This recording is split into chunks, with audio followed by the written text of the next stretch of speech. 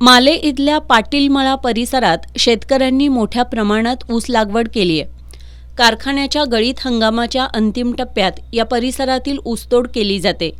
सध्या या परिसरात दालमिया आणि वाळणा साखर कारखान्याची ऊसतोड सुरू आहे। मंगळवारी दुपारच्या सुमाराला या परिसरातील एका शेतकऱ्याच्या ऊसाच्या फडाला अचानक आग लागली। उन्हाच्या तीव्र झळा आणि सोसाट्याच्या वाऱ्यामुळे या आगीनं बघता बघता उग्र रूप धारण केलं आणि सुमारे 15 एकर क्षेत्रातील ऊस शेतामध्ये ती पसरली।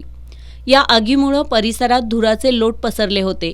काही शेतकऱ्यांनी परिसरात ऊसतोड सुरू असणाऱ्या मजूर आणि शेतकऱ्यांना हाक दिली। त्यानंतर ऊसतोड मजूर आणि शेतकऱ्यांनी जाळ रेषा आखत आग आटोक्यात आणली। यामुळे जवळपास 25 एकर क्षेत्रातील ऊस शेतीचं आणि अन्य पिकांचं मोठ्या प्रमाणात नुकसान झालं असतं।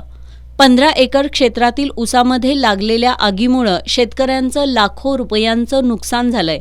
या आगीमध्ये एकनाथ पाटील, संभाजी पाटील, जे.के. पाटील, महिपती पाटील, राजाराम पाटील, सर्जेराव पाटील, माणिक पाटील, हिंदूराव पाटील, विनायक पाटील, शिवाजी पाटील, मानसिंग पाटील, शामराव पाटील यांच्यासह अन्य शेतकऱ्यांचं मोठं नुकसान झालंय।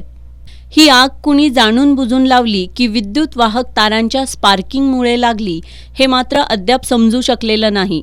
या आगीमुळे शेतकऱ्यांच्या ऊसाचं नुकसान तर झालंच, शिवाय ओल्या चाऱ्याचा प्रश्नही निर्माण झालाय।